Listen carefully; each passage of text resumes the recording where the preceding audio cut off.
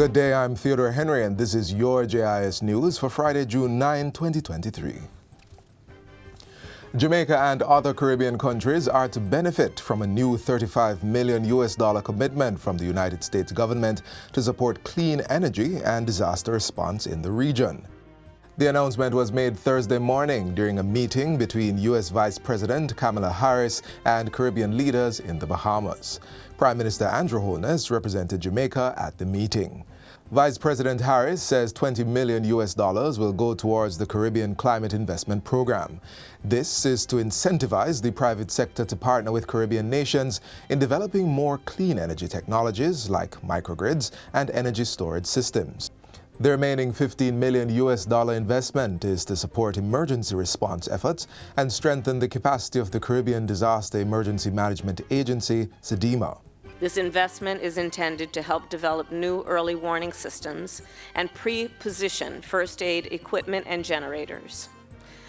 As a follow-up to this convening, in fact, tomorrow the Atlantic Council and RMI are hosting a PAC 2030 summit here in Nassau.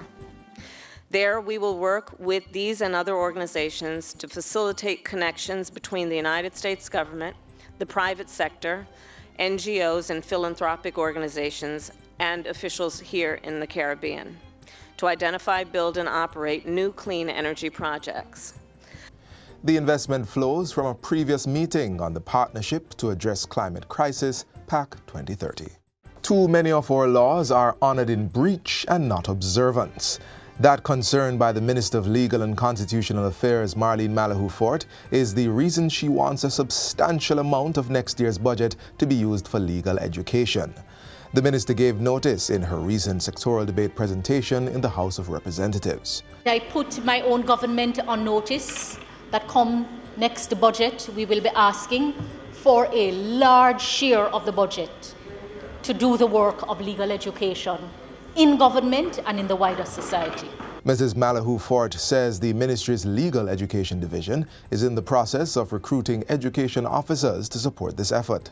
Approximately 900 residents from Padmore and Stirling Castle in West Rural St. Andrew are set to benefit from improved water supply. This is due to the completion of the $35 million Padmore and Stirling Castle pipe replacement projects. They were commissioned into service on Thursday by Minister without portfolio in the Ministry of Economic Growth and Job Creation, Senator Matthew Samuda. A 1-inch main line in Padmore, which is served by the Barnettwood system, was upgraded to a 4-inch supply pipeline at a cost of $26 million.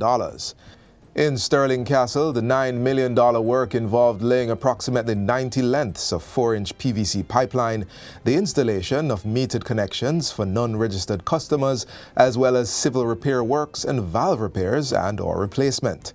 The Ministry of Agriculture has dispatched teams from the Rural Agricultural Development Authority, RADA, to conduct thorough assessments of the impact of recent heavy rainfall in South St. Elizabeth and South Manchester. A report from the ministry indicates that these areas have experienced substantial damage to farms and road networks due to the significant rains. A number of farmers have suffered losses, especially to crops like tomato, melon, scallion in the Duff House, Comapen, Bull Savannah, Ballas Valley. The RADA assessment teams will evaluate the extent of the damage and identify the immediate needs of affected farmers and communities. Minister Floyd Green says a preliminary assessment is expected on Monday, but the farmers can rest assured that the ministry will do all it can to get them back on their feet. We asked them to contact their RADA office to see how we can help, but I want to assure the farmers that we will have them bounce back as quickly as possible. And finally, the first leg of the Tourism Product Development Company, TPDCO's Licensing Expo to aid tourism operators with regularizing their operations began today. The first session of the Licensing Expo was held at the Hibiscus Lodge Hotel in Ocho Rios, St. Anne.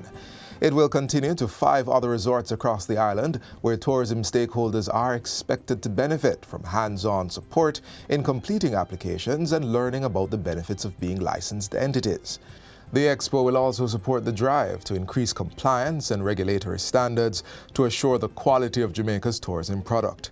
TPDCO's Executive Director, Wade Mars, says the expo will serve as a catalyst for fostering a vibrant and compliant tourism industry. He says simplifying the licensing process will create an enabling environment for businesses to thrive. This year's staging of the expo will also include personalized consultations with partnering agencies such as JN Small Business Loan, the Exim Bank, the Development Bank of Jamaica, the Public Health Department, Fire Department, and others. The next stops on the Licensing Expo will be on June 15 at the Hotel Tim Bamboo in Portland, then on June 22 at Bread's Sports Complex in St. Elizabeth.